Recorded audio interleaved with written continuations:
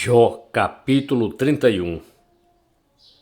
Fiz uma aliança com os meus olhos, de não olhar para uma virgem.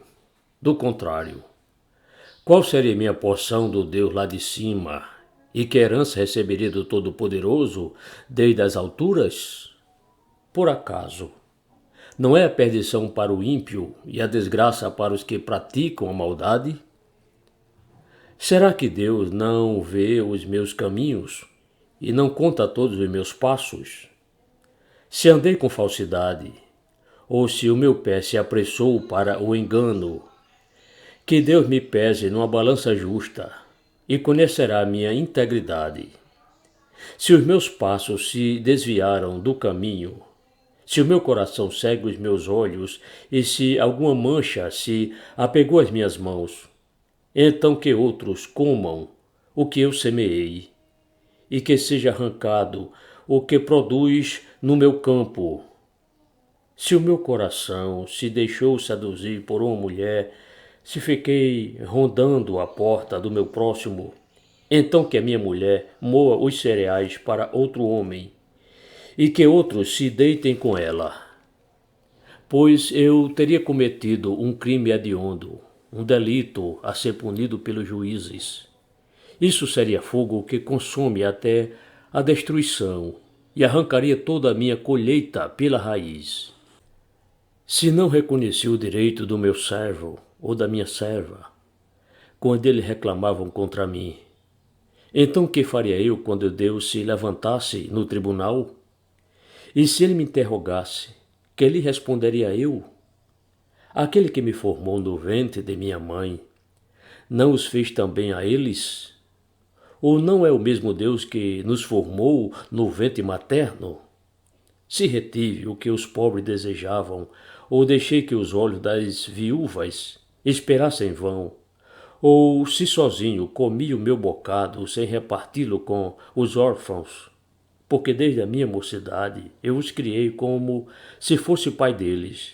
Durante toda a minha vida fui o guia das viúvas. Se via alguém perecer por falta de roupa ou notava que eu necessitado não tinha com que se cobrir, se ele não me agradeceu do fundo do coração quando se aquecia com a lã dos meus cordeiros, se eu levantei a mão contra o órfão, sabendo que eu tinha o apoio dos juízes, então que a omoplata caia do meu ombro e que o meu braço seja arrancado da articulação. Porque o castigo de Deus seria para mim um assombro, e eu não poderia enfrentar sua majestade. Se no ouro pus a minha esperança, ou se eu disse ao ouro fino, você é a minha garantia. Se me alegrei por ser grande a minha riqueza e por ter a minha mão alcançado muito, se olhei para o sol quando resplandecia ou para a lua que caminhava em seu esplendor, e o meu coração se deixou seduzir em segredo, eu lhes atirei beijos com a mão. Também isto seria um delito a ser punido pelos juízes, pois eu terei negado a Deus que está lá em cima. Se me alegrei com a desgraça do que me odeia, e se exultei quando o mal o atingiu, eu que não deixei a minha boca pecar, rogando praga para que morresse, se as pessoas que moram na minha tenda não disseram, quem nos dera encontrar alguém que não se saciou da carne provida por ele, pois o estrangeiro não pernoitava na rua, as minhas portas estavam sempre abertas para os viajantes. Se como Adão encobri as minhas transgressões, ocultando a minha iniquidade em meu íntimo, porque eu tinha medo da grande multidão e o desprezo das famílias me apavorava, fazendo com que eu me calasse e não saísse da porta. Quem dera que eu tivesse quem me ouvisse. Eis aqui a minha defesa assinada, que o Todo-Poderoso me responda, que o meu adversário escreva a sua acusação. Por certo que a levaria sobre o meu ombro e a poria sobre mim como se fosse uma coroa. Eu lhe mostraria o número dos meus passos. Como príncipe, eu me aproximaria dele. Se a minha terra clamar contra mim e se os seus sucos juntamente chorarem, Se comi os seus frutos sem pagar, ou se causei a morte aos seus donos, que ela produz espinhos em vez de trigo, e joio em lugar de cevada. Fim das palavras de Jó.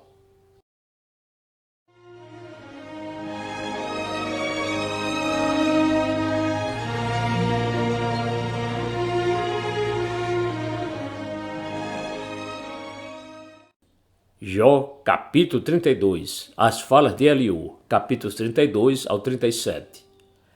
Aqueles três homens pararam de responder a Jó, porque ele se considerava justo.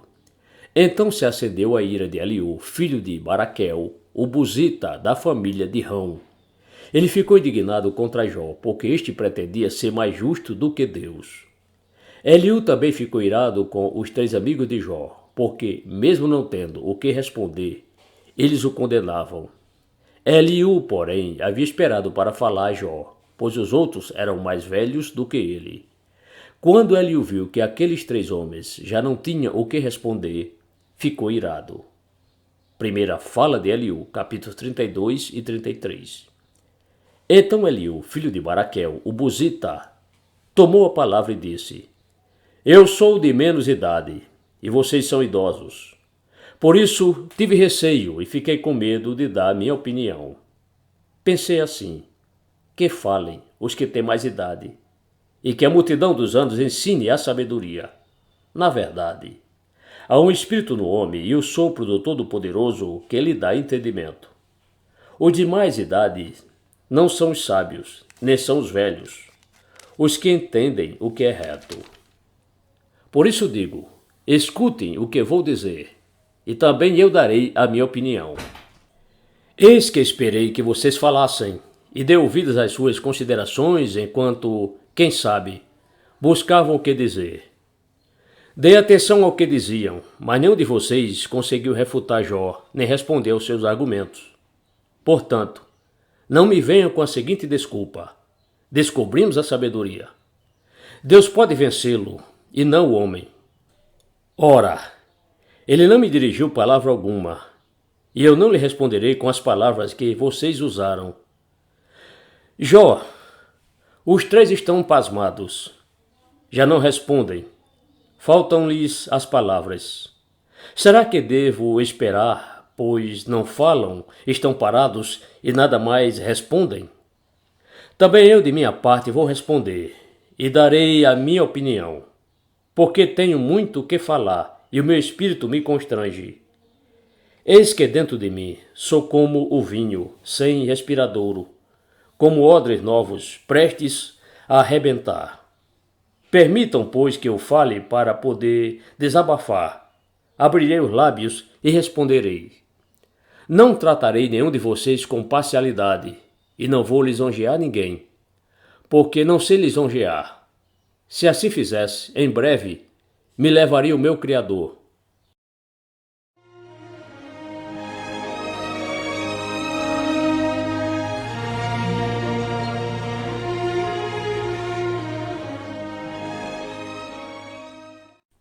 Jó, capítulo 33. E agora, Jó, escute os meus argumentos e dê ouvidos a todas as minhas palavras. Passo agora a falar. Em minha boca fala a língua. Os meus argumentos provam a sinceridade do meu coração, e os meus lábios proferem o puro saber.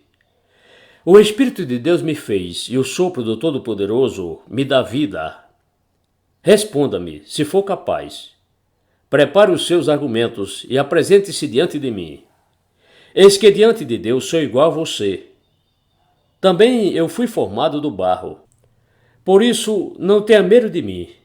A minha mão não será pesada sobre você. Na verdade, você falou diante de mim. Eu ouvi o som das suas palavras, dizendo: estou limpo, sem transgressão, sou puro, e não tenho iniquidade. Eis que Deus procura pretextos contra mim e me considera seu inimigo. Prendeu os meus pés com correntes e observa todas as minhas veredas. Devo lhe dizer que nisto você não tem razão, porque Deus é maior do que o homem. Por que você discute com ele afirmando que ele não presta contas de nenhum de seus atos? Pelo contrário, Deus fala de um modo, sim, de dois modos, mas o homem não atenta para isso.